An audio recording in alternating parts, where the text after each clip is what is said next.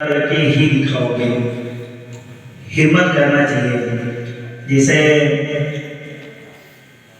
रामचरितमानस में सुंदरकांड में एक चौपाई आई है कि कवन सो कार्य कठिन जग माही, जो नहीं होत तात तुम पाही। इस संसार में, इस दुनिया में, इस पृथ्वी पे कोई भी अगर कुछ भी करना चाहे, यदि आपने प्रण कर लिया कि ये चीज मुझे करना है, तो आप करके ही रहोगे। लेकिन मन से सोचिए, जैसे हम किसी अपने कार्य के लिए अनुष्ठान करते हैं तो उसका एक संकल्प होता है। संकल्प का मतलब आप लोग समझते हैं ना।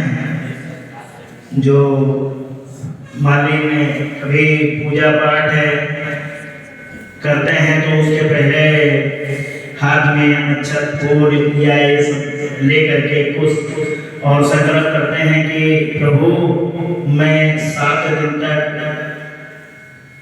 बिना नमक के व्रत रह करके और आपका इस चीज का मैं नियम करता हूँ, ये इतना भजन मुझे करना है, इतना मंत्र का जाप करना है, उसको संकल्प बोलते हैं। तो ऐसे जैसे आप कोई भी चीज संकल्प ले लो कि हमको ये चीज करना है, वो कर लोगे।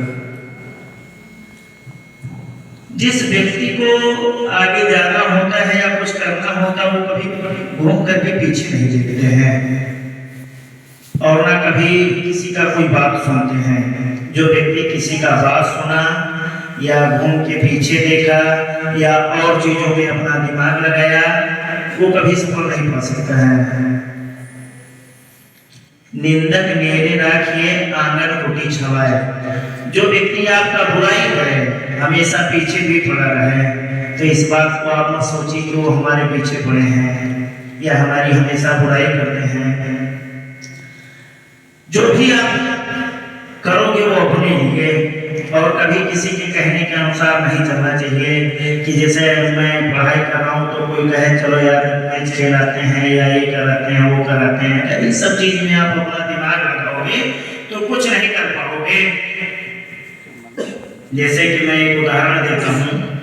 एक हमारे यहाँ संत थे, बहुत ही तपस्वी थे, बहुत ही भजन करते थे।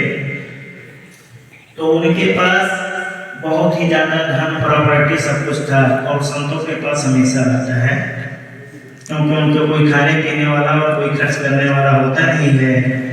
तो वो थे, गांव में एक पंडित जी थे, उनका बहुत बड़ा परिवार था। तो गांव में ही उनका एक मंदिर बना हुआ था।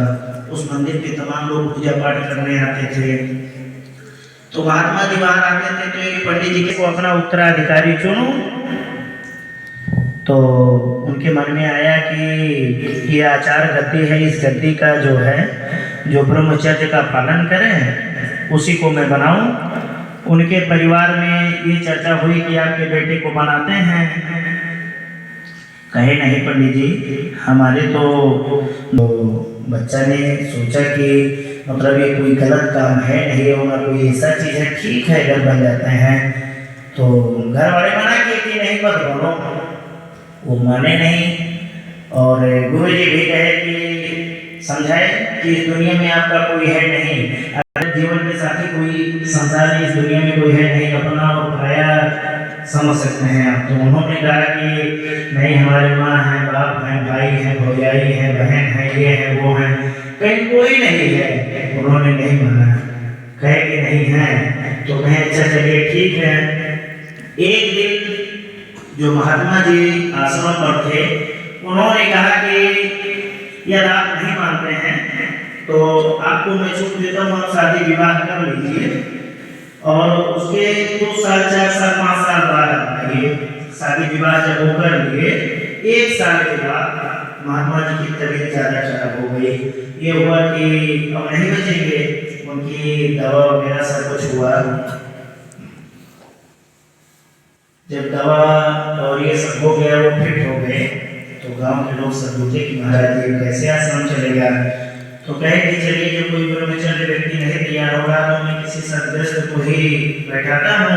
तो ये हुआ कि चलिए ये पूरा नियम धर्म यहाँ का जानते हैं, इनको बना देते हैं।